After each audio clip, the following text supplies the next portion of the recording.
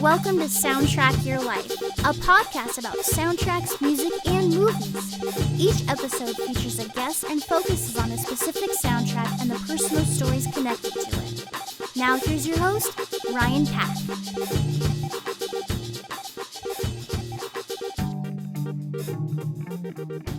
Welcome to Soundtrack Your Life, the podcast where we talk about soundtracks and our personal connections to them. Today we are going to talk about the 2010 David Fincher directed film, The Social Network. It's celebrating its 10th anniversary, so it's fitting that we talk about the soundtrack. Today we are talking about the soundtrack with my good friend Brandice Wilson. Brandice actually helped me put this podcast together, or she kind of helped me come up with the idea. Up until 2010, Brandice was also a huge Nine Inch Nails fan, so I figure if we were going to talk about Trent Reznor's most famous movie score, that she would be a fitting person to talk about that with. Welcome to the show, Brandice. First of all, let me ruin the show by cutting you off and talking over you. Second of all, I would like to point out that I am still a huge Trent Reznor and Nine Inch Nails fans. In the event that he happens to hear this, I do not want him to think that I have left his flock. I have not. I am still a huge fan. And also, if anyone has any complaints about this show, they can direct them all to me. I will take all of the blame for all of my really bad advice. So by all means, send me a suggestion box and I will light them on fire and never read them. So Brandice, in 2010, they announced that The Social Network is coming out. You hear the news that Trent Reznor is doing the film score. What is going through your mind as a fan of his? So I can't say exactly when I knew that was going down, but that was when he was obviously like really huge, still was coming off of a lot of press for like previous albums, and like his going away tour, for the first time. So he was still doing a lot of interviews. So I feel like I definitely knew he was switching over to scores and working on a film, maybe not exactly which one, but long before it came out. So when The Social Network did come out, I was already like totally dialed in. I was like, I'm going to go see this. It sounded like a cool movie anyway. Probably would have seen it anyway, but obviously knowing who it's scored by, I was like, give me a ticket, front row seat, except not, that gives me a headache. But I was definitely like super gung-ho. I wasn't like, oh, he's going Hollywood. I was like all for it because honestly, I think of him as a composer first, even with his music, and like a musician or a frontman, like second, third. Definitely to me, he's like an amazing composer. And so like transitioning that from his, albums into like music soundtracks just made a lot of sense to me. So I was excited. And so when you first saw the movie, did it kind of blow your mind when you heard those first piano notes, or, how did you experience, like, was it distracting, like knowing that Trent Reznor scored this movie when you watched it the first time? Well, so the first time I didn't even notice, but the second time I actually rewatched it just yesterday to kind of refresh myself. But I'm pretty sure the very beginning of the movie opens with White Stripes, Ball on a Biscuit, which I don't think I noticed the first time I watched it because I was just like, it's a movie. I maybe wasn't as much of a White Stripes fan then as I am now. But on rewatching it now, I was like, holy shit, I'm here to watch Trent Reznor, but there's Jack White, my other love. So I was like totally thrown, also because Ball on a Biscuit is like my favorite song. But then immediately after that, it goes like hardcore strong into total like Trent Reznor score. And so I think that was like, for the first time I saw it in theaters, like that was just like really thrilling. It wasn't distracting. It was like energizing, I guess. I was like, yes, like these very first chords, like straight up Trent Reznor, 1,000%, Atticus Ross, like definitely something that, really sounded like them. And it was coming immediately out of them releasing Ghosts. And so again, like I said, that was just like a natural progression. So it was like seeing the evolution of Ghosts up on screen. It was like really exciting. And I mean, once you sort of get into the action of the movie, I was definitely paying much more attention to the movie, but I was still cognizant of the score. Obviously, I can't say how much of that was because it was so attention grabbing. I know a lot of people have, or critics have had like issue of it called too much attention to itself. I can't speak to that because obviously since I am like a Nine Inch Nails fan, I'm going to notice it, but it didn't bother me at all. I thought that it like definitely kept a really good rhythm and it like provided this underlying angst and like unease and momentum throughout the entire movie that really helped tell that story. It made the whole story like super tense. And I think maybe a lot of people who aren't like used to listening to Nine Inch Nails and Trent Reznor, maybe that was a bit too much angst for them, but I thought that it married really well with the film, personally. Oh yeah, I agree. And I think that it's pretty minimal. Like, it's obviously not like in the background, but I don't think that it clashes like with the dialogue. Like it's a very dialogue heavy film because, it's written by Aaron Sorkin. But I feel like, there's only a couple spots where it really showcases the music, and in most of the film, in my opinion, it's kind of working in the margins. Yeah, for sure. I definitely think, I mean, again, like I said, I'm super biased. So I will never know what that movie feels like to the average non Nine Inch Nails aficionado. But for me, I was never distracted by the soundtrack at all. I think just that like signature, like reverb, again, like provided that angst. And it was very much like a background, just kind of like very subtle, like you're aware of this unease even though it's just like this beautiful cinematography across like a college campus, but there's just like this underlying element of like I feel very uneasy and very tense, and that's exactly like probably what he was scoped to do. Like that's the ask. This movie is a very uncomfortable situation. It's the middle of like two lawsuits against Mark Zuckerberg, who's apparently, according to this movie and real life, not necessarily a nice person. The movie definitely makes him out to be an asshole, but you get that just the angst that all the characters are feeling, and I think that that's great. I think with David Fincher being chosen to direct the film, if you're familiar with his filmography, he's done nothing but unsettling films. From Alien 3 to Fight Club to Seven. I think Seven came out before Fight Club. He's known for telling these dark, uncomfortable stories. And I think at first glance, or, the first thought that comes to mind is like, why is he doing a movie about like Mark Zuckerberg? And then I think when you hear the music and you see kind of how the movie unfolds, while there's not like serial killers and a bunch of blood, it's just like being uncomfortable for like 2 hours. Yeah, especially with a lot of like like you trust your friends and like how he treated his best friend and that sort of thing. Like it's a much smaller story than like aliens or serial killers, but it's still just as unsettling, to use your word, because, it's like you'd think that your best friend has your back. And here's like the opposite case in a self-titled social network. It's like very antisocial behavior. So I think that that's just like a really nice juxtaposition and a lot of like texture and layers. And that's something that Nine Inch Nails and Trent Reznor, both obviously one and the same, are really good at capturing like that texture and those layers and like the subtlety of, angst and unease. So it's celebrating its 10th anniversary. I've seen some articles come online, or I've seen some articles come out about how influential the soundtrack is. Obviously, Trent Reznor has worked with David Fincher after The Social Network, and he's done some other films as well. How have you seen the influence of Reznor's work in movies post 2010?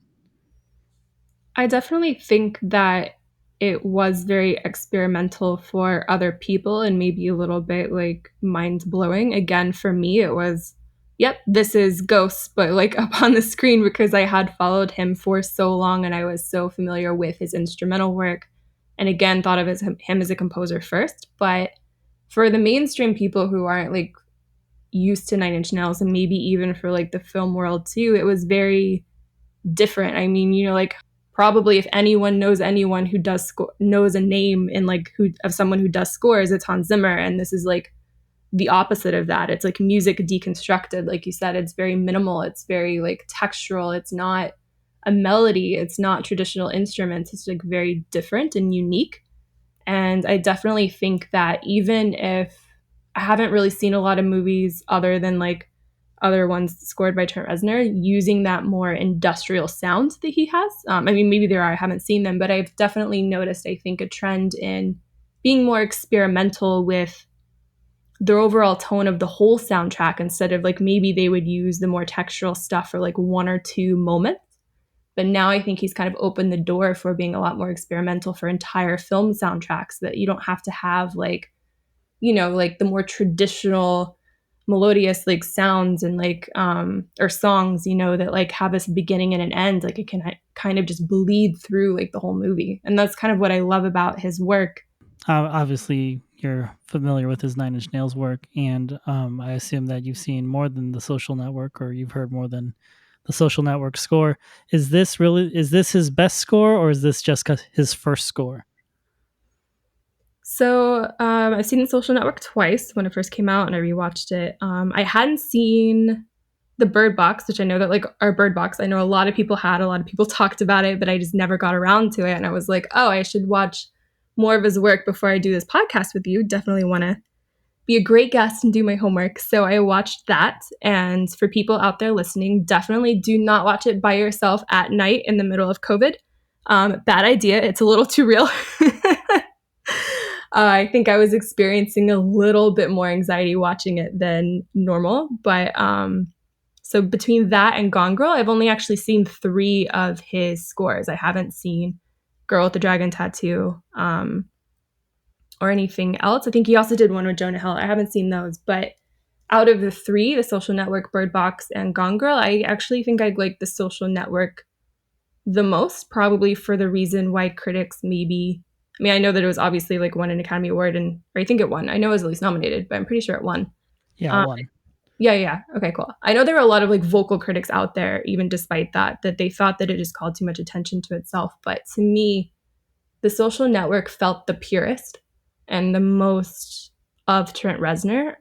Gone Girl seemed to kind of fade in the background too much to me. It didn't stand out. And then Bird Box felt like he was being pushed into a more traditional sense. It did have more of like the traditional melody and more of like the traditional instruments. It's not that I didn't like it. I think if you hadn't told me that it was Trent Reznor, I mean, I might still probably would have guessed that, but leaving him out of it, I still would have like really enjoyed the score. I liked it, but I don't think that it's necessarily his best. So I think I might like The Social Network the best. So I think one of Trent's signatures is he's able to write a beautiful melody, but he add like a little flourish that makes it just a little unsettling, or makes it a little, there's just like something that kind of like some small thing he'll do that kind of changes it from like just purely beautiful to like beautiful, and then like all of a sudden like it's a little twisted at the end. Yeah, exactly. He's definitely amazing at capturing moods, and not just necessarily composition, although definitely composition, but also in the unique instruments or instrumentation that he uses. He definitely, like, that's why I've always thought of him as a composer first. Is yes, his music is great, but it's more about like the feeling and how quickly he can change from like that very beautiful piece to like tragedy to something else. It's like he can flip it on a dime so quickly. I was fortunate enough to see him perform a solo set. I think it was in 2006 at the Bridge School benefit. So it was just him and a piano. Huh? You saw that in person? Yeah, I saw it in person. Oh my God, so jealous. I've only seen that online, and that was amazing. Right, so it's just him and a piano and a string quartet, right? Mm-hmm. Yeah. So I got to see him perform these songs stripped down. When I heard The Social Network was that he was going to move into scoring, I immediately thought of that 2006 performance, just everything so stripped down. And it was cool to see what his music looked like without, on a very minimal level. Like if you're only used to like radio Nine Inch Nails, you don't really, like, it's harder to place him as a film composer. But if you can see some of those songs stripped down, or if you listen to The Fragile, which basically got 0 airplay, you definitely see how much thought goes into his music and how how musical it actually is.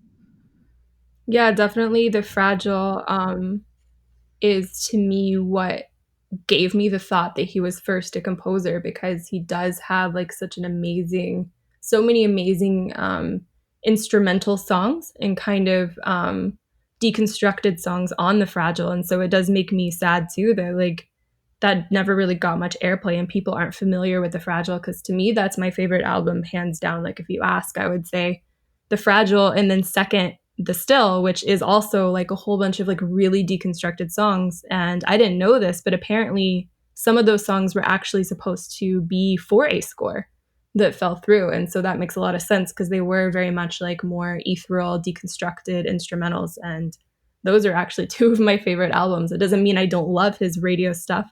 Obviously Pretty Hate Machine and all that, like really great too. But The Fragile and Still are like my two favorite ones. I don't think I've heard The Still, but I really like, if I go back to a Nine Inch Nails album, it's usually The Fragile. You know, obviously Downward Spiral is a classic as well, but usually I go back to The Fragile. And you know, I like instrumentals like La Mer, like that really like, you know, when I heard that I was like, oh yeah, he could totally do a film score by himself. So when I went to go see The Departed with friends in theaters, obviously back when we used to like go to theaters because we could leave our apartment, you'd have like all the trailers before. And randomly, it seems like an odd pairing, but they played the trailer for 300 before that. And that trailer was cut to, oh, Just Like You Imagined from Fragile. And it's like, again, one of my favorite songs. So like first note, I was like, yes, 1,000 times yes. I want to see this film just because they made the choice to set it to this song. And then later, someone else did the score for the actual movie, but I was like, I liked that too. I think it's Tyler Bates. And so I went to download it on Apple Music. Yes, I know. And there were so many hate comments. Like people were so angry because they went to download this score wanting that Nine Inch Nails song that the trailer had, but it wasn't, because it was obviously cut for the trailer. It wasn't actually in the actual movie. And people were like, where was that song? Where was that song? And you had like all the Nine Inch Nails fans being like, it's The Fragile, it's Nine Inch Nails, it's The Fragile. And like just so many comments. Like that's what people were going for, which a little sad for Tyler Bates, because I think he did a good job. But literally everyone who went to find that soundtrack was like not a Nine Inch Nails fan. Like they weren't familiar with Nine Inch Nails. They didn't know who they were, but they were like, that song that trailer is cut to is the shit. And like it is. It's like it just really grabs you. So yeah, like The Fragile should have gotten way more attention, and I don't know why it didn't. It was like just amazing. Speaking of movie trailers, even though Trent is not involved with the Social Network trailer, that cover of Radiohead's Creep is like, that was everywhere. Like everyone was talking about that as well. I don't actually know if I remember seeing, I mean, I'm sure I did, but like I said, I was already like, oh, Trent Reznor scoring a movie, sign me up. So by the time the trailer was like floating around, I was like, yeah, I already have a ticket. So my friend was graduating college, and he has the same birthday as Conan O'Brien. And for his college bucket list, he wanted to go see Conan's show. So I was like, all right, let's go. So we just went on the day of his birthday, and we didn't really look at who was going to be there because that wasn't the point. And the musical guest was, I don't know how to pronounce it, but basically the brothers who put together the choir that does Radiohead's Creep for the Social Network trailer. So the trailer was that popular that, you know, late night shows felt like they needed to book the artist that did the Radiohead cover of the Social Network trailer. That's crazy. It's like might be the most attention that any movie trailer has actually gotten. So let's talk about some Nine Inch Nails movie soundtrack work, because I think this is another clue. This was another clue to me of how successful Trent Reznor would be as a soundtrack composer.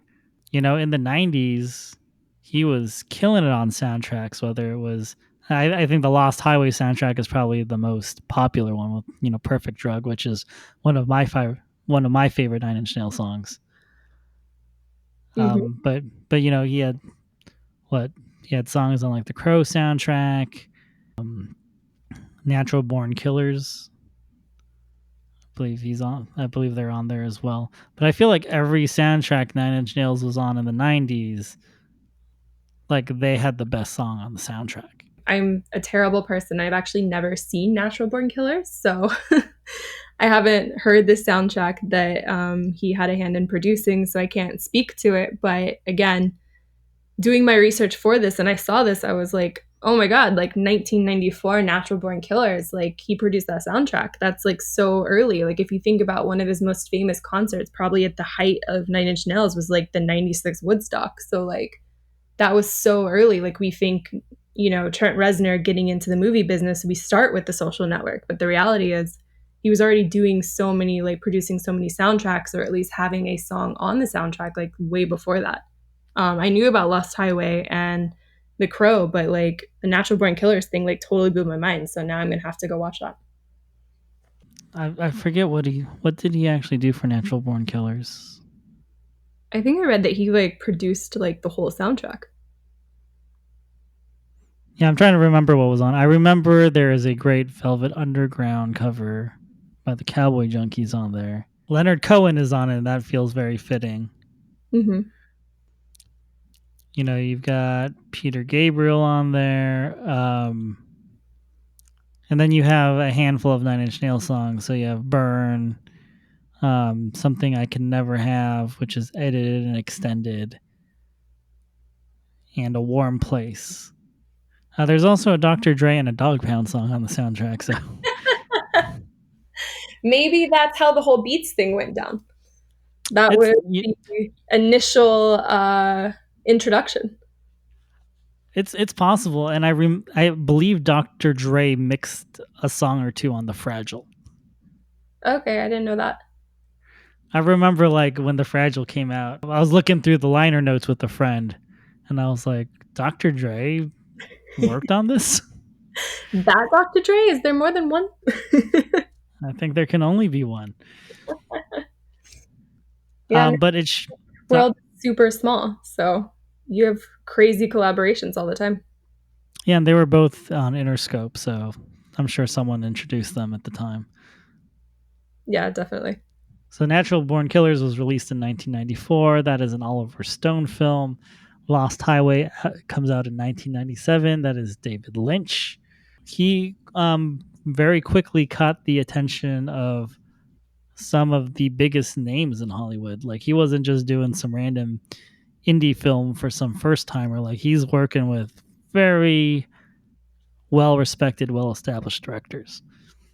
In the 90s, either you're like a Nirvana fan or a Nine Inch Nails fan, like one or the other. You kind of had to identify one way or, the other, unless you were like, I only strictly listen to pop music or something. So like it was such a movement. I mean, I know you covered Clueless a few weeks ago, a month ago. I don't know, I like lost track of time, but I love the Nine Inch Nails reference like in Clueless. Like a movie like that's meant for like teens, like a modern remake. It's very like whimsical or whatever, but he's still in there. And I keep watching all of these like older like 90s films, and it's like Nine Inch Nails is dropped or Trent Reznor is dropped, and so many of them just like as a casual reference that, for wanting to be the indie, like angst, antisocial sort of persona, like he was much more mainstream than I think we remember him for being. Oh yeah, there's a Nine Inch Nails reference in Captain Marvel as well. Yeah, there is. I don't know. Have you seen that? I did, and I saw that immediately. I was like, I see you. Yeah, I think I've cut it out of like 5 episodes where like I make fun of how, in this random, not even boutique, like this random just, store on the side of the road. She's like, I gotta get a disguise. And she finds a Nine Inch Nails t-shirt. Yeah, that's what I mean. It's like so ubiquitous. Like if you're talking about the 90s, you're either talking about Nirvana or Nine Inch Nails. And so like, yeah, I mean, especially like if you're that mainstream with music that's anything but mainstream, like music that a lot of people just can't handle, I think that's an easy way to get the attention of, film directors and producers. Like he was making a lot of cultural waves, so it made sense to try and pull him into their stuff to be culturally relevant. And, in the 90s, music videos were big. Mm-hmm. So, and the Nine Inch Nails video for Closer, like that is like, it got nominated for a lot of like MTV Music Video Awards. I don't remember how many it won, but it was a very dark and iconic video, and that was done by Mark Romanek, who eventually directed 1 Hour Photo with Robin Williams. Mm-hmm. And I guess Trent was kind of selected to score that, but it just didn't work out. Yep, Like, he those went in a are the different direction. yeah, those are the songs that became Still, which I didn't know about until, I was doing this like research. I was like, oh, like Still, which like one of my favorite albums, was like actually started out as a score that didn't work out, which is interesting. Like, I wonder what happened in that creative process where they didn't move forward with this work, because obviously it's not like it's going to be not good. Yeah, I wonder who ended up doing 1 Hour Photo instead. It's a great question. I am looking that up. 1 second. People I've never heard of scored 1 Hour Photo. Well, even more reason to really want to know, why would you ditch Trent Reznor and go with that person? Or possibly it was the other way around. Maybe he was the one who was like, peace, since we know he very much wants things to go his way. Right. It's Yeah, totally I'm trying to see who did it. Like, maybe they're from a band that I've heard. I just don't know their names. But anyway, so related to music video director, so David Fincher is also a renowned music video director. He did videos all the way back in the 80s. So he did some Madonna videos. He did Express Yourself in Vogue. He did George Michael's Freedom 90. not too And shabby. That's a yeah, lot. not too shabby. And then he also did a Nine Inch Nails video for the song Only off of With Teeth. One of the only Nine Inch Nails videos I've actually seen. Gasp, I know. It's hard to say that I'm a true fan when I think I've only seen music videos for With Teeth. I haven't actually seen a lot of music videos. That's my defense. I know it's not much of one, but I actually haven't seen the video for Closer that you referenced. I would recommend it. I mean, it'll stay with you. It's a pretty dark video. I will Google it right after this. I don't know if the only video is when Fincher and Trent Reznor first met, but it makes sense that at some point Fincher and Trent Reznor would collaborate. Like, it totally made sense to me. Like, I feel like they both share like a very mutual, like, dark artistic direction, if that makes sense.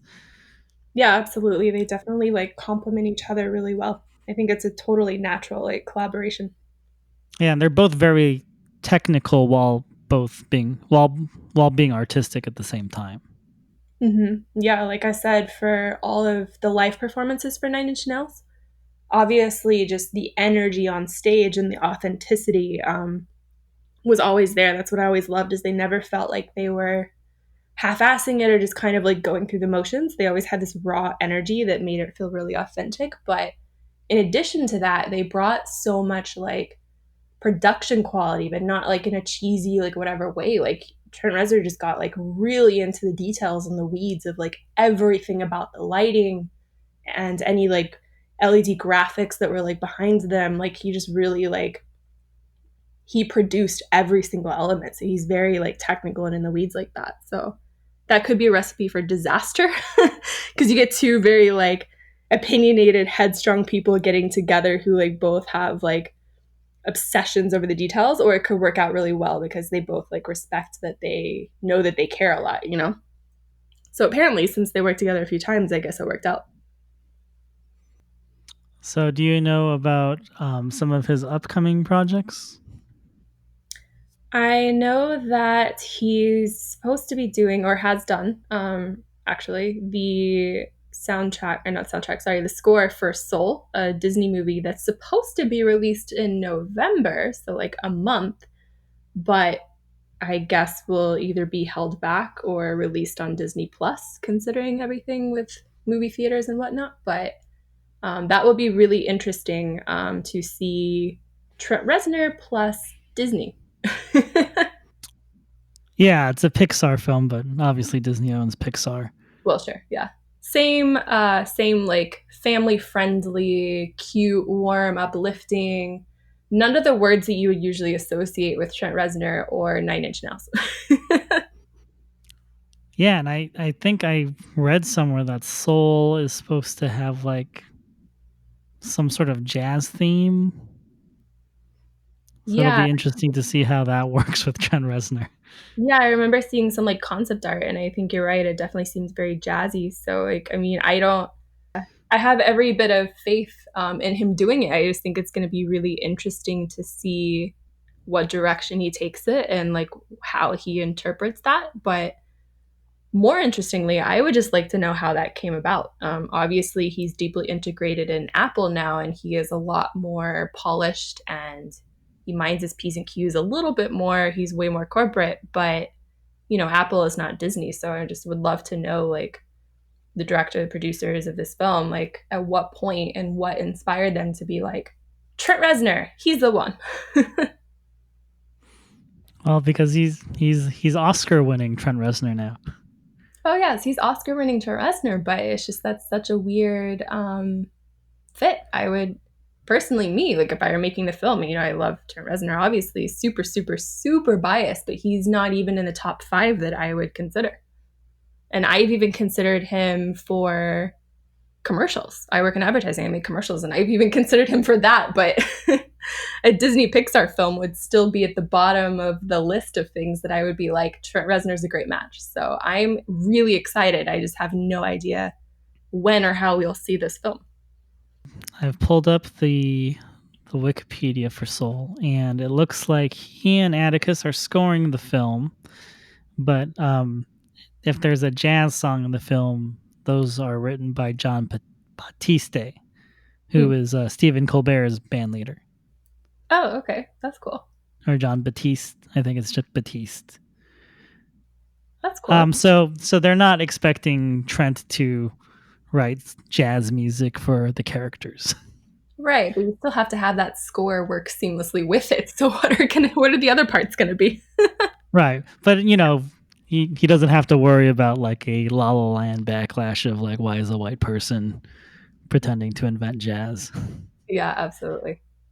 Although I'm pretty sure he actually can play the saxophone, so Yeah, I read that while researching that he knows how to play some brass instruments. yep, he can play a lot more instruments than he lets on. For as much as he relies on that drum kit and a whole bunch of electronic instruments, he's very well rounded.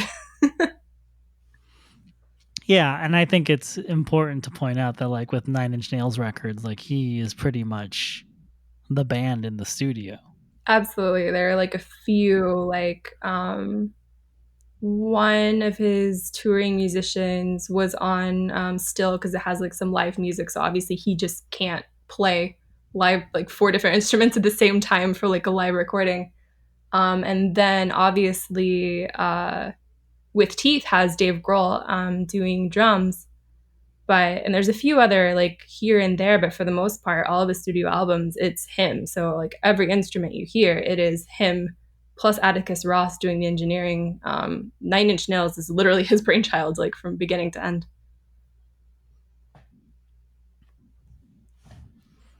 Yeah. Yeah, I think drums is the only thing. Drums is the only instrument where he'll kind of bring in other people if he needs that live drum sound. Yep, that's like his one blind spot, I guess.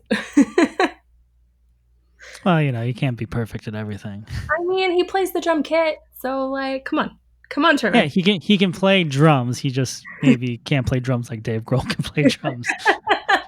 Well, that's a tall order. But yeah, then again, you have my other favorite musician, Jack White, who, again, all the way around from guitar to drums. So, again, no pressure, but why aren't you playing live drums, Trent Reznor, if you're listening? I would be so honored. So in 1996, he did a soundtrack for a video game. Are you familiar with Trent's Quake soundtrack? No, I am not. I have a vendetta against video games because they hate me. So I am not well versed in anything video game related. Oh, okay. But I'd still love to talk about it. Tell me more.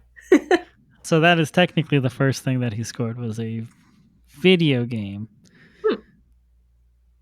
That's And I interesting. think they recently released it. Like, Or they recently released it on vinyl. oh, I see. Okay. It's a two disc vinyl.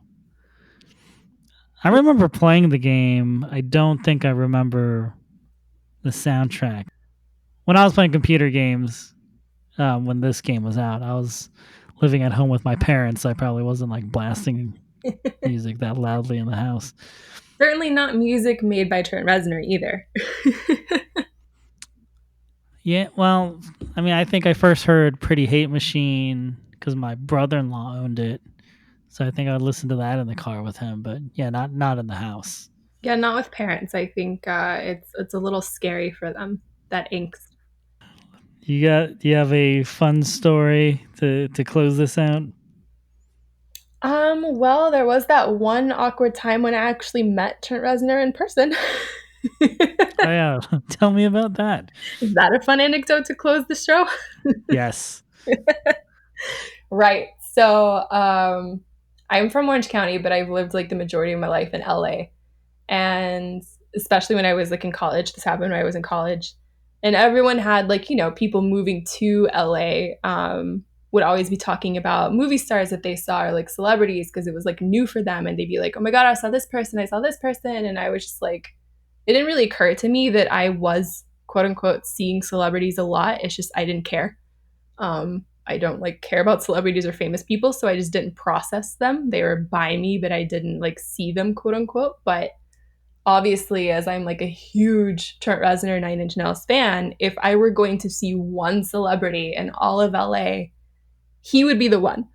So coincidentally or not, he is actually like the first celebrity sighting that I am cognizant of, and one of the very few. It was actually the day that Year Zero was released. I was in school and I was like in class. It was like a really shitty day. I forget like what was going wrong, but I was just like not having it. And I was like, I'm gonna blow off my classes. Like I'm having a bad day. I was wearing a Nine Inch Nails shirt because it was a release of the Year Zero. And I was like, whatever, I'm gonna blow off my classes. I'm gonna go to Best Buy. Yes, I know, Best Buy. To go buy the album. And I get there, I'm like walking over to the CDs because it's like, back in the day when we bought CDs still. And I see this guy in the CD section, like on the aisle where the ins are. And I'm like, holy shit, that's Trent Reznor. And I just like keep walking. Like, if anything, I speed up and I walk to the other end of Best Buy. And I was like, oh my God, that's Trent Reznor. And I was like, it can't be Trent Reznor. Trent Reznor would not be caught dead in a Best Buy. There's no way it's him. I walk by again, not a creep, not awkward at all. And I'm like, oh my God, it is him. I recognize his clothes. Also not a stalker. But I'm like, I've seen him wear that jacket in like a cover shoot, in like a photo shoot for like a magazine article. That's definitely him. And I mean, like, let's be real. I knew it was him. I was just like in a state of shock. But I was like, oh my God, that's him. Kept walking, of course. I was like, I'm not approaching him. I'm wearing a Nine Inch Nails shirt. Like, nothing could be more stupid or like sheepish than like walking up to Trent Reznor, wearing a Nine Inch Nails shirt, being like, oh my God, I'm such a fan. I'm like beside myself, like panicking. I call my mom, of like all people. I'm like, oh my God, Mom, I blew off classes. I went to Best Buy to get the Nine Inch Nails record and Trent Reznor is in the store. And she's like, wait, really? Go talk to him. And I'm like, no, I can't. She's like, you have to go talk to him. I was like, I cannot say anything. That's so dumb. She's like, you're going to regret it for the rest of your life if you don't go say something. Stop being stupid. Go say something. And I'm like, but I'm wearing a Nine Inch Nails shirt. That's so stupid. She's like, it's flattering. I'm like, no, it's so stupid. And so like I hang up and I'm like, fine, I'm going to say something, but I can't deal with this Nine Inch Nails shirt business. So I was like, oh, I know. Super smart. I'll buy something and like hold it in front of me so he can't see the NIN on the front of my shirt. And I was like, what can I get that I'll use? I was like, aha, a ream of paper. And so by this time he'd made his way into the line. So I like quickly grabbed the album. I put it behind the ream of paper, covering my shirt. I like walk up to him in line and I'm like, excuse me, hi, I'm like a huge fan.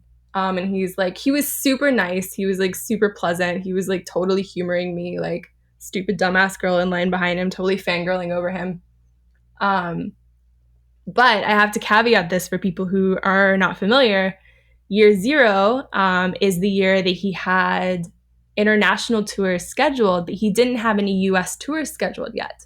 And this is when he did the whole ARG to release the album, like leading up to it. So it's like there were a whole bunch of like clues and things like online and in the real world. It's honestly like one of the best examples of an alternate reality game that I've ever seen. I reference it all the time in advertising. It was amazing. And I was aware of it. I was moonlighting at like the college radio station. And so I was telling people, I was like, you need to go do this. This is like really cool. But I was pre-med. I was a pre-med student. I didn't have time to do it myself. So here I am in line and I'm like, hey, I saw that you had like international tour dates. Why don't you have any US dates? Or I was like, when's the next US concert you're going to have? And he was just kind of like, oh, you know, like whatever, sidestepping the question, which I thought was like really weird. And then, you know, so it was like his turn to like check out. He like left. I think at one point I like might have like dropped my arm and he like laughed at the fact that I revealed this 9 Inch Nails shirt that I was wearing. But it would have been totally fine if the story ended there. It would have been great. I would have been like, oh my God, I met Trent Reznor. It's amazing.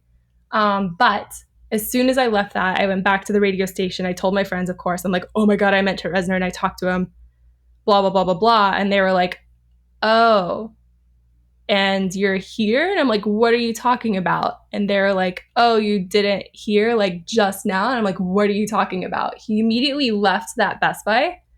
Apparently was buying some like last minute equipment to go do an underground concert, which is like supposed to be one of the best performances that he's done. It was at this like warehouse in like East LA. He like basically kidnapped people who were participating in the ARG, put them in buses with blacked out windows, took their cell phones, drove them out to this warehouse, did a surprise concert, and then had people like in SWAT storm the place. The whole thing was like art is resistance. And all of this went down. And so like I was the dumbass who asked Trent Reznor like 1 hour before his performance, when are you doing a US concert? And he was like, I don't know. Dumbass, like right now. That was my experience with Trent Reznor. And then you got a job in advertising. Yes. Then I did a total 360 or 180, I guess, math, and got a job in advertising. Yeah. Well, thank you, Brandice, for coming on the podcast. Absolutely. Thank you for having me and giving me the opportunity to humiliate and incriminate myself on the internet. Thank you for helping me put this podcast together. I am super honored. I am really excited how it's turned out. I've listened to all the episodes and they are amazing. I only hope that I can live up to that bar. I think you will. I think you have. Great. Brandice doesn't really have any social media, so there's nothing to plug. But thank you so much for coming on. Obviously, I love talking to you anyway, so this kills 2 birds with 1 stone. Yep, it's been a ton of fun. Thanks for joining us this week on Soundtrack Your Life. Make sure to visit our website, soundtrackyourlife.net, where you can subscribe to the show on Apple Podcasts or Spotify. While you're at it, if you found value in the show, we'd appreciate a rating. Or if you'd simply tell a friend about the show, that would help us out too.